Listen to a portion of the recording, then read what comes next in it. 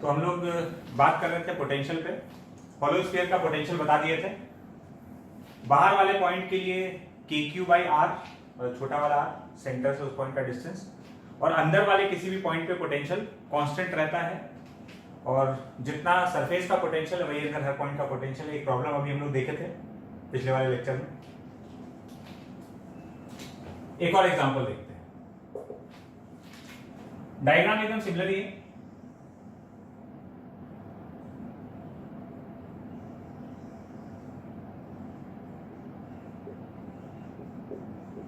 दो concentric shell है, charge Q1 Q2, radius R1 R2।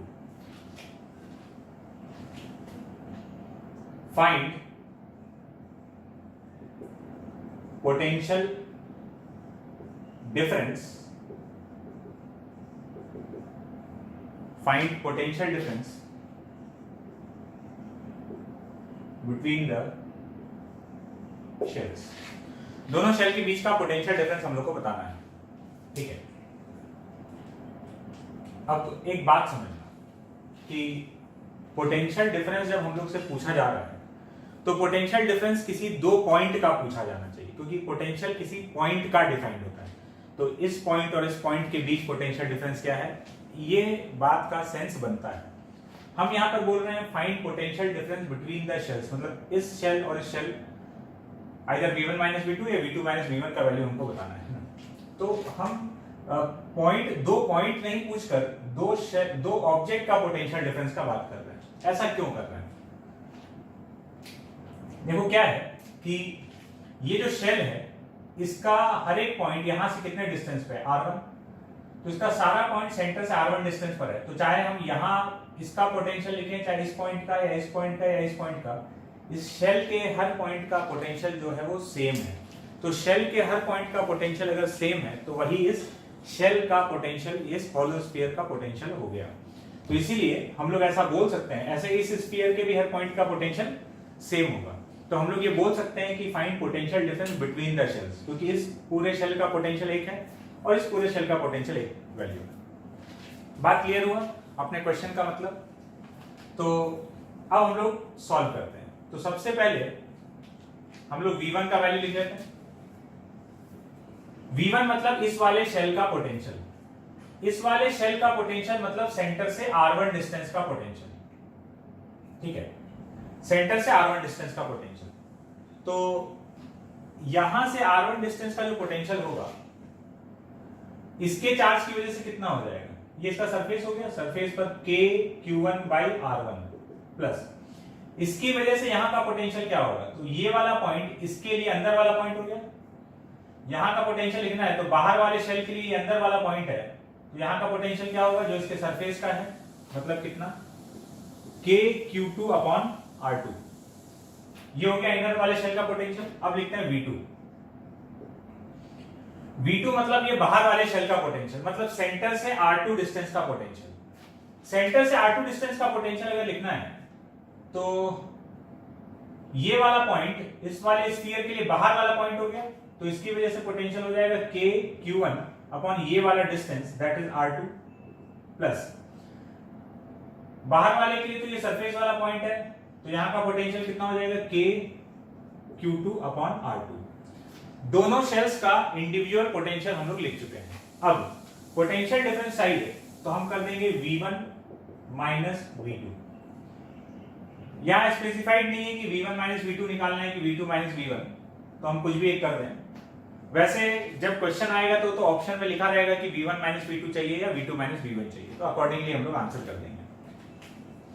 V1 minus V2 अगर करना है तो जब इन दोनों को सब्ट्रैक्ट करेंगे तो देखो ये वाला जो फैक्टर है ये तो बिल्कुल सेम है, ये कैंसिल हो जाएगा और अपने पास आएगा K Q1 by R1 minus K Q1 by R2। तो V1 माइनस V2 का वैल्यू हो गया V1 minus V2 is equals to K Q1 1 by R1 minus 1 by R2, 1 upon R1 minus 1 by R2। ये हो गया potential difference का value. तो ये अपना आंसर आ गया। अब इसमें एक चीज ध्यान देने वाला बात है कि जो पोटेंशियल डिफरेंस जो है, जो भी पोटेंशियल डिफरेंस आया है वो बाहर वाले के चार्ज से इंडिपेंडेंट है। किस पे डिपेंड कर रहा है पोटेंशियल डिफरेंस? खाली अंदर वाले के चार्ज पे डिपेंड कर रहा है। मतलब इस पे चार्ज होता नहीं होता कुछ भी होता, पोटेंशियल डिफरेंस का वैल्यू हर बार यही आने वाला है। तो दो कंसेंट्रिक शेल का पोटेंशियल डिफरेंस बाहर वाले के चार्ज से इंडिपेंडेंट होता है। ये एक रिजल्ट है जिसको हम लोग याद रखेंगे। ठीक है, ये याद रखने वाला बात है। This is independent of Q2, मतलब चार्ज ऑफ आउटर शेल। दो कंसेंट्रिक शेल के बीच का पोटेंशियल डिफरेंस बाहर वाले शेल के चार्ज से इंडिपेंडेंट होता है। मतलब दो कंसेंट्रिक शेल के बीच का पोटेंशियल डिफरेंस खाली अंदर वाले के चार्ज पे डिपेंड करता है। ये रिजल्ट याद रखना, बहुत काम आएगा, है ना। तुमको ये याद है तो कई सारे क्वेश्चन तुम डायरेक्टली बना दोगे। मतलब कैसे? मान लो कि ये Q2 है, पहले कुछ चार्ज दिया, बोला कि इन दोनों के बीच का potential difference let's say V volt है, फिर इसका चार्ज कुछ बढ़ा दिया, है ना, इसका चार्ज डबल कर दिया। अब बोलेगा कि इन दोनों के बीच के पोटेंशियल डिफरेंस पे क्या फर्क पड़ा, है ना, वैल्यू कितना हो गया। तुमको डायरेक्टली पता है कि इस पे डिपेंड नहीं करता और इसके डायरेक्टली प्रोपोर्शनल है। मतलब ये वाला चार्ज अगर हम डबल कर देंगे तो पोटेंशियल डिफरेंस डबल हो जाएगा। देखो पोटेंशियल डिफरेंस जो Q1 पर डायरेक्टली डिपेंड करता है, आधा कर देंगे तो पोटेंशियल डिफरेंस आधा हो जाएगा। तो ये रिजल्ट हम लोग याद रखेंगे। बात क्लियर है? चलते हैं आगे, हटाते हैं इसको।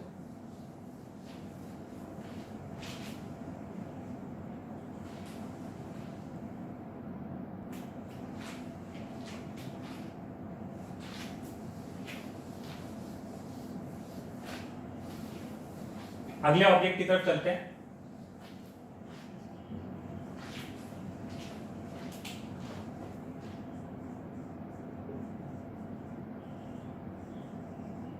Potential due to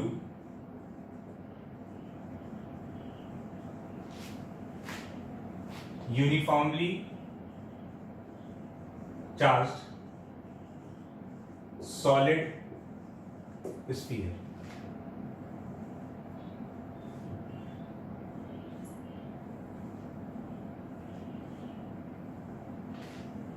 potential due to uniformly charge solid sphere.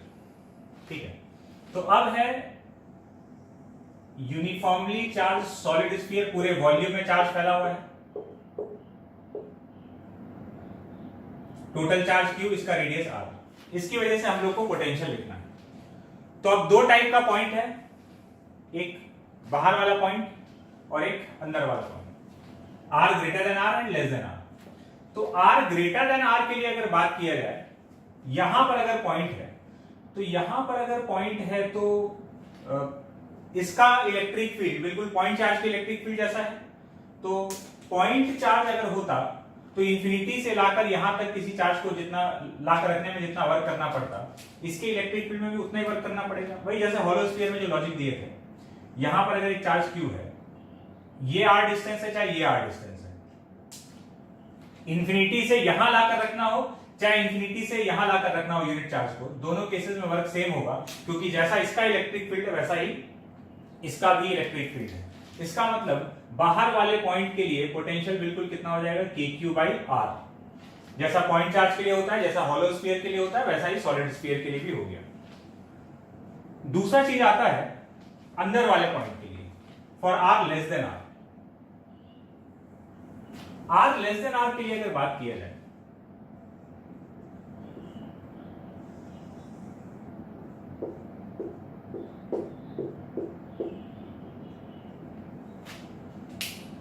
यहां पर कहीं पॉइंट है, ठीक है, ये हो गया डिस्टेंस R, यहां का पोटेंशियल हमको बताना है। तो अब देखो कैसे निकालना होगा। तो इंफिनिटी से किसी पॉइंट चार्ज को, किसी पॉइंट चार्ज में यूनिट पॉइंट चार्ज को, मतलब 1 कूलम चार्ज को इंफिनिटी से लाकर यहां रखने में जितना वर्क करना पड़ेगा वही इस पॉइंट का पोटेंशियल होगा। तो जो इसका फॉर्मूला है V is equal to KQ/2R³ into 3R² minus R²। ये अंदर किसी भी डिस्टेंस R का पोटेंशियल का फॉर्मूला हो गया। ठीक है। अगर हमको इसको डिराइव करना हो तो कैसे करेंगे, तो हम क्या करेंगे, इन्फिनिटी से एक कूलम चार्ज को लाके यहां तक रखने में वर्क कैलकुलेट कर लेंगे। तो फोर्स हम लोग लिख ही देंगे Q इंटू ई करके, और फिर इंटीग्रल F डॉट ds करके वर्क कैलकुलेट कर लिया जाएगा। मतलब सीधा सा बात है, वर्क कैलकुलेट करना है। तो इसको तुम ट्राई करके देखोगे, ये तुम्हारे लिए एक टास्क है। इसका पोटेंशियल का ये फॉर्मूला डिराइव करना है, और कैसे करना है देखो, यहां से यहां तक का इलेक्ट्रिक फील्ड अलग है और फिर इसके बाद से इलेक्ट्रिक फील्ड का वैल्यू अलग हो जाएगा। तो तुम पहले इंफिनिटी से लेकर यहां तक इंटीग्रेट करके वर्क निकालोगे, और फिर यहां से लेकर यहां तक का वर्क निकालोगे, और उन दोनों को ऐड कर दोगे तो तुमको ये पोटेंशियल का फॉर्मूला मिल जाएगा। इसको बनाना नहीं बनेगा तो फिर डाउट पूछ लेना, ठीक है। तो ये पोटेंशियल का फॉर्मूला है, अपने को ये फॉर्मूला एकदम रटा हुआ होना चाहिए। बाहर मिले तो सिंपल सा बात है, KQ बाई आर, अंदर के लिए KQ by 2RQ into 3R square minus R square. इससे अगर हम R इक्वल टू 0 सेंटर का पोटेंशियल देखते हैं, तो R इक्वल टू 0 इसमें पुट कर देंगे तो सेंटर का पोटेंशियल आ जाएगा 3KQ upon 2R, and R equals to R, मतलब पहले ये तो हो गया centre, and R equal to R मतलब सरफेस, सरफेस का पोटेंशियल पुट कर दोगे इसमें तो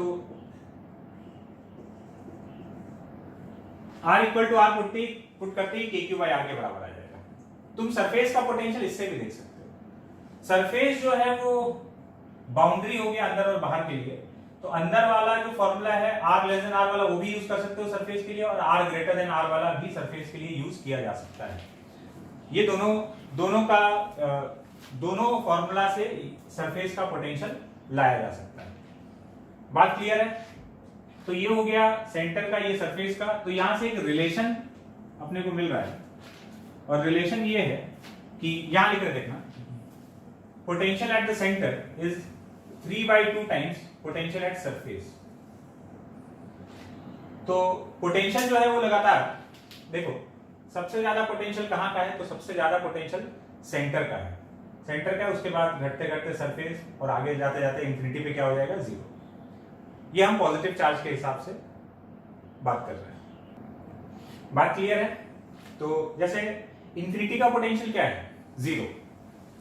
सरफेस का क्या है, KQ बाई आर। इंफिनिटी का 0, सरफेस का KQ बाई आर, और सेंटर का कितना है, 3KQ बाई 2R। तो मतलब सबसे ज्यादा सेंटर का है, घटते घटते यहाँ सरफेस का, और घटते घटते 0। तो यहाँ मैक्सिमम, आगे जाते जाते पोटेंशियल लगातार डिक्रीज करते जा रहा है। तो ये फॉर्मूला तो हम लोग को याद रखना ही है, ये वाला अंदर किसी भी पॉइंट का मिल जाएगा इससे। उसके बावजूद भी हम लोग सेंटर का अलग से याद रखेंगे डायरेक्टली, 3KQ बाई 2R। तो अब अगर हम इस फॉर्मूला को समराइज करें, जो पोटेंशियल का फॉर्मूला आया है, तो इसको ऐसे लिख सकते हैं कि V is equals to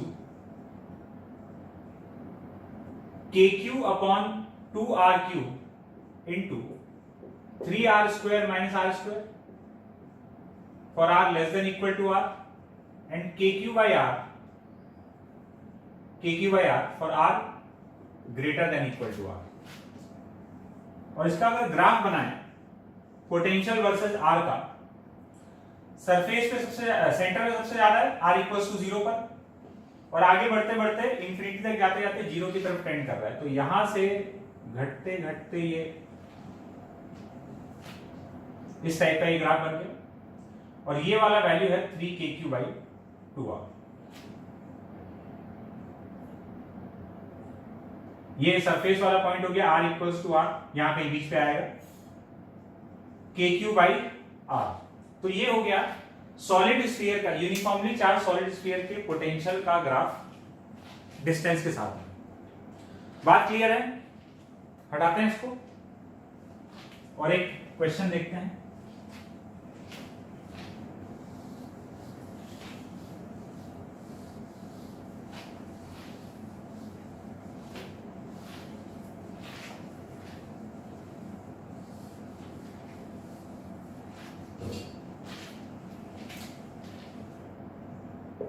apply करके देखते हैं इसको।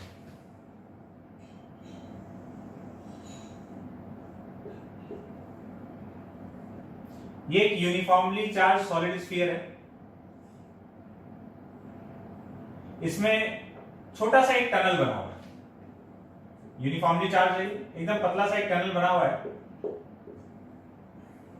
इसका चार्ज Q, रेडियस R। यहां सेंटर पर एक चार्ज है -Q और इसका मास है m। इसको यहां से v0 वेलोसिटी देके प्रोजेक्ट कर दिया गया।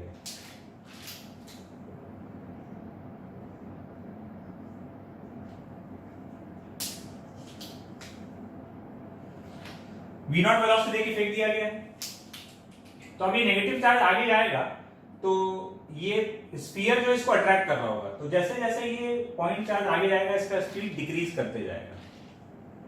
बात क्लियर है? क्वेश्चन लिखते हैं। Find minimum value of v0, ये अपना सॉलिड स्फीयर है। Find minimum value of v0 so that point charge is able to reach the surface of solid sphere. Find minimum value of v0 so that point charge is able to reach the surface of solid sphere. मतलब ये v0 कितना होना चाहिए ताकि ये surface तक पहुंच पाए। अब ये वही वैसा क्वेश्चन हो गया कि एक ऑब्जेक्ट को फेंक रहे हैं, कितना वेलोसिटी देके यहां तक पहुंच पाए या कितना वेलोसिटी देके इंफिनिटी तक चला जाए। ऐसे किसी भी क्वेश्चन में हम लोग क्या करते हैं, मैकेनिकल एनर्जी कंजर्वेशन अप्लाई करते हैं, MEC, मैकेनिकल एनर्जी कंजर्वेशन। तो पहले यहां potential energy plus kinetic energy, तो पोटेंशियल एनर्जी लिखेंगे तो पोटेंशियल इनटू चार्ज लिखेंगे। सॉलिड स्फीयर के, यूनिफॉर्मली चार्ज सॉलिड स्फीयर के सेंटर का पोटेंशियल क्या होता है, 0 नहीं होता है, कितना 3kq upon 2r into -q, potential into charge, ये हो गया उसका potential energy, plus half m v0 square, ये उसका काइनेटिक एनर्जी हो गया। उसके बाद जब ये सरफेस पर आ जाएगा चार्ज, ये चार्ज यहां पर पहुंच जाएगा तो जस्ट इसका वेलोसिटी क्या हो जाना चाहिए, 0। हम क्या निकाल रहे हैं, मिनिमम वैल्यू ऑफ v0 निकाल रहे हैं। तो बस इतने से फेंके हैं कि जस्ट सरफेस तक पहुंच पाए, है ना, उतना सफिशिएंट वेलोसिटी है इसके पास। तो सरफेस पर जस्ट पहुंचकर इसका स्पीड 0 हुआ। अब इसका पोटेंशियल एनर्जी, वहां का potential into charge and kinetic energy 0। तो हाफ m v0 स्क्वायर, और ये वाला सामान उधर ले जाएंगे तो ये हो जाएगा 3kq upon 2r minus kq upon r। तो half m v0 square is equals to kq by 2r, ये 2 से 2 गया और v0 का वैल्यू आ जाएगा under root of kq upon mr। इतना कम से कम वेलोसिटी देंगे तो ये चार्ज सरफेस तक पहुंच पाएगा। इससे ज्यादा देंगे तब भी सरफेस तक तो पहुंच पाएगा, इससे और आगे चला जाएगा, है ना। तो ये मिनिमम है जिसपे कि सरफेस तक पहुंचा जा सकता है। बात क्लियर है? हटाते हैं इसको।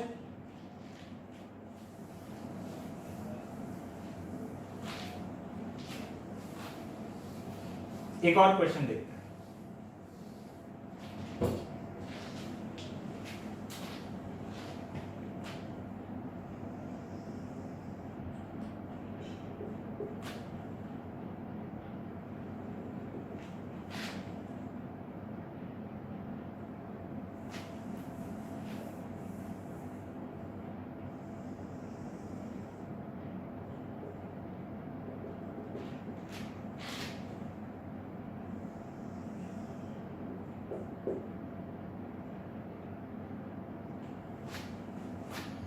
ये दो आइडेंटिकल स्फीयर है, यूनिफॉर्मली चार्ज,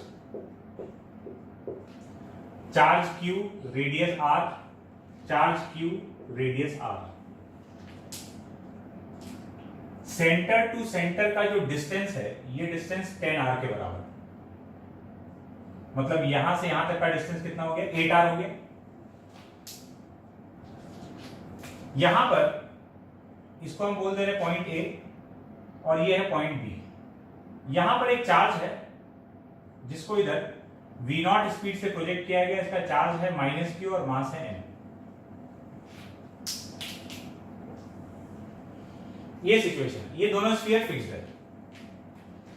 तो यहां से चार्ज को फेंका गया और सवाल ये है कि कितना वेलोसिटी दे मिनिमम कि ये वाला जो चार्ज है ये पॉइंट बी तक पहुंच पाए।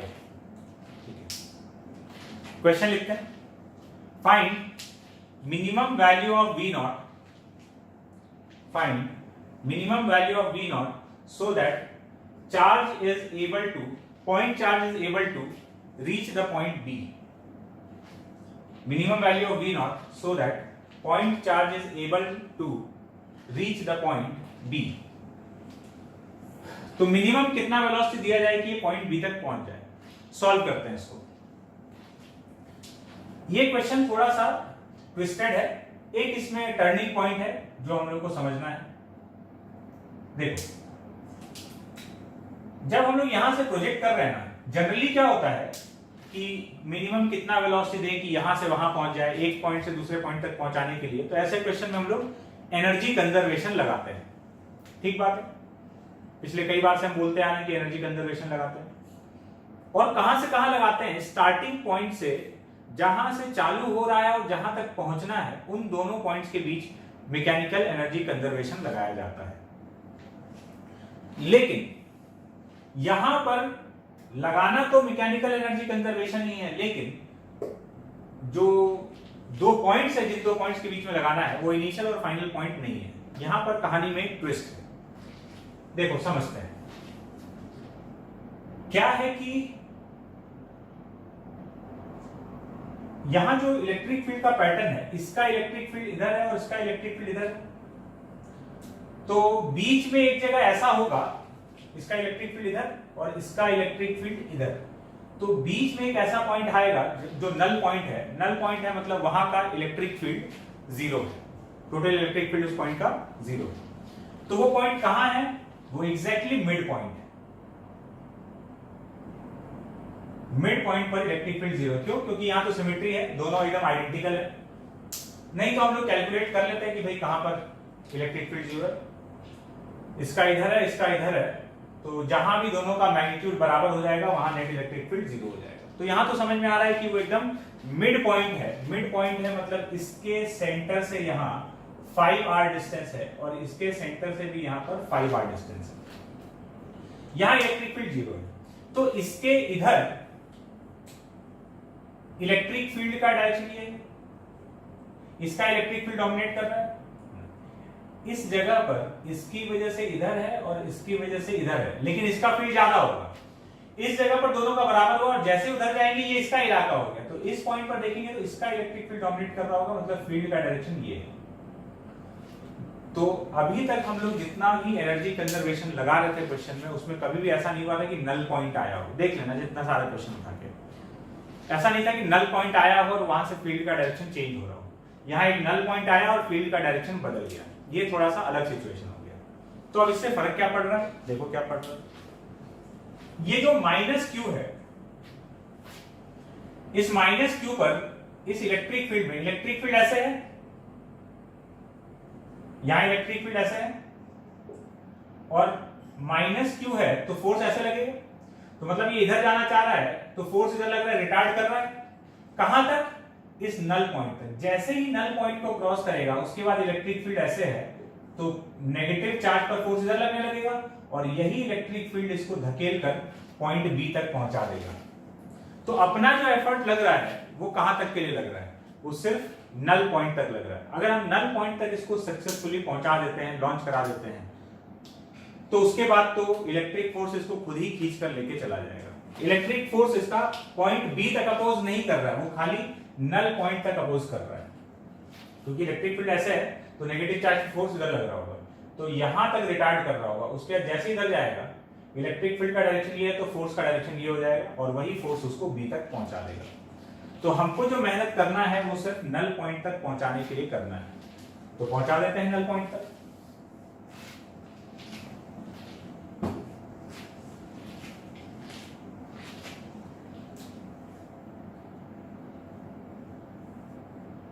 Mechanical energy conservation from A to या from point A to null point, point A से लेकर नल पॉइंट तक। एक बात तो ये हो गया। अब दूसरा एक और गलती हो सकता है यहां पर इक्वेशन लिखने में। लिखते हैं, देखना, एमईसी का इक्वेशन लिख रहे हैं। यहां इस चार्ज का पोटेंशियल एनर्जी लिखना है तो पोटेंशियल इनटू चार्ज कर देंगे। तो यहां का पोटेंशियल कितना होगा, ये स्फीयर रहा, इसकी वजह से हो जाएगा KQ/R। अब ये यहां का टोटल पोटेंशियल नहीं है, बस गलती यही है ना। यहां का पोटेंशियल लिखना है तो सारे चार्जेस की वजह से, इसका भी लिखना है और इसकी वजह से भी यहां का पोटेंशियल हम लोग को लिखना है। किसी भी पॉइंट का पोटेंशियल लिख रहे होंगे तो सारे चार्जेस की वजह से लिख रहे होंगे। तो इसकी वजह से KQ/R और ये वाले स्फीयर की वजह से, तो ये जो पॉइंट ए है, पॉइंट ए का इसके सेंटर से डिस्टेंस कितना होगा, 9R। Centre to centre distance 10R है, उसमें से ये वाला घटा दें, ये डिस्टेंस R है। तो पॉइंट ए का यहां से जो डिस्टेंस है वो 9R है। तो प्लस KQ/9R, ये हो गया potential into charge minus Q। ये हो गया यहां पोटेंशियल एनर्जी चार्ज का, plus half m V0 square, ये हो गया काइनेटिक एनर्जी। फिर जस्ट यहां पहुंचकर इसका वेलोसिटी क्या हो जाना चाहिए, 0। तो अब इस जगह पर पोटेंशियल एनर्जी लिख देते हैं, तो पोटेंशियल इनटू चार्ज। यहां का पोटेंशियल लिखना है तो ये इसके सेंटर से 5R डिस्टेंस पर है, तो KQ/5R, और उसके सेंटर से भी 5R डिस्टेंस पर है, तो KQ/5R इनटू माइनस Q। और काइनेटिक एनर्जी जस्ट वहां पहुंचकर 0 हो गया था। इसको सॉल्व कर लेंगे तो अपना V0 का वैल्यू आ जाएगा, हाफ m V0 स्क्वायर, और ये पूरा सामान इधर चला जाएगा। इसको पहले ऐसे इधर सॉल्व कर लेते हैं, कितना हो जाएगा, ये 10 KQ minus 10 KQ/9R plus half m V0 square, यहां पर आ जाएगा 2 KQ/5R into Q, minus sign के साथ में, माइनस 2 KQ/5R। बस कैलकुलेशन कर रहे हैं और कुछ नहीं। So half m V0 square, ये वाला सामान इधर आ गया, 10 KQ/9R minus 2 KQ/5R। Half m V0 square is equals to 45R, तो ये हो गया 50 KQ minus 18 KQ। So half m V0 square is equals to 32 KQ/45R. So V0 is equals to 64 KQ/45 mR का अंडर रूट। इतना velocity अगर हम लोग देंगे तो ये बी पॉइंट तक पहुंच सकता है, क्योंकि एक बार नल पॉइंट को क्रॉस कर लिया उसके बाद तो उसको पहुंचना ही है। बात क्लियर है? हटाते हैं इसको।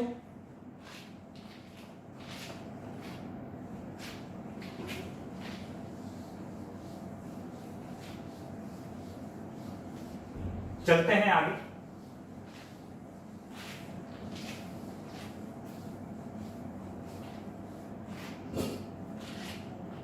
अभी हम लोग आगे चल के एक दो ऑब्जेक्ट के लिए और बात करेंगे, पोटेंशियल और पोटेंशियल डिफरेंस का।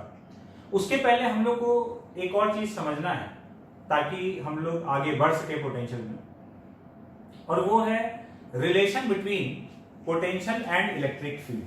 तो हेडिंग डाल लेते हैं, रिलेशन बिटवीन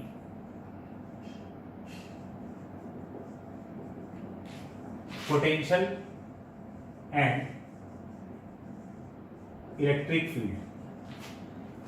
तुम लोग को याद होगा हम एक चीज बता रहे थे, जब पोटेंशियल और डिस्टेंस का ग्राफ ड्रॉ करवा रहे थे हम लोग, कुछ क्वेश्चन पिछले या लास्ट टू लास्ट क्लास में जब हम लोग किए थे, उसमें ये था कि कहीं पर पोटेंशियल वर्सेस एक्स के ग्राफ में कहीं मैक्सिमा या मिनिमा आ रहा था, तो हम बोले थे कि ये कुछ खास पॉइंट है ना, ये कुछ स्पेशल पॉइंट है, यहाँ कुछ पोटेंशियल मैक्सिमम या मिनिमम तो है ही, उसके साथ में कुछ और बात भी है जो आगे चलकर हम लोग को समझ में आएगा। तो वो अब हम लोग को यहाँ पर इस हेडिंग में समझ में आने वाला है, relation between potential and electric field. तो दो केसेस हो सकता है इसमें। Case 1, to find electric field when potential is given.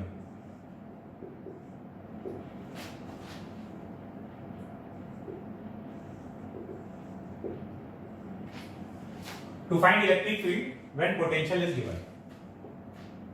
हम लोग इसमें दो चीज का बात करेंगे, एक इलेक्ट्रिक पोटेंशियल दिया हुआ है उससे इलेक्ट्रिक फील्ड निकालना, और दूसरा इलेक्ट्रिक फील्ड दिया हुआ है उससे पोटेंशियल निकालना, है ना। ये दो केसेस पे हम लोग बात करने वाले हैं। तो सबसे पहले case 1, to find electric field when potential is given. देखो, एक इक्वेशन हम लोग जानते हैं, ये वाला, इसको ऐसे लिख लेते हैं, negative of work done by conservative force equal to change in potential energy. ये इक्वेशन हम लोग यूज भी किए, ठीक है। Negative of work done by conservative force equals to change in potential energy. इसको अगर छोटे से चेंज के लिए अप्लाई करें तो du is equals to small change in potential energy is minus of dwc। dwc मतलब छोटा सा work done by conservative force, small work के लिए और स्मॉल चेंज के लिए बात कर रहे हैं, ठीक है। नाउ du, और यहां पर ये जो dwc है,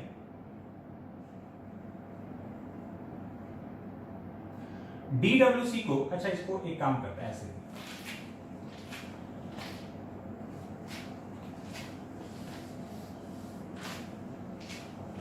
इसको मत याद है, ऐसे देखो,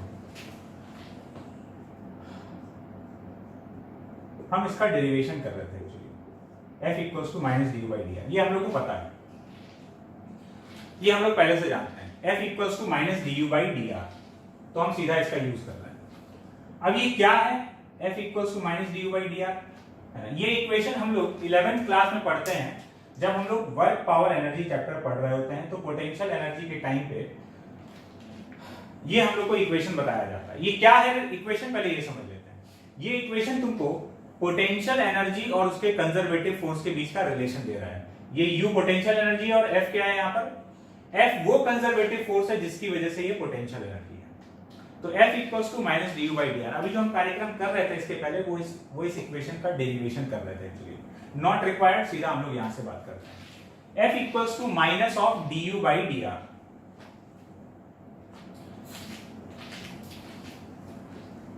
तुम्हारे पेट में दर्द ना हो इसलिए देख ही लो,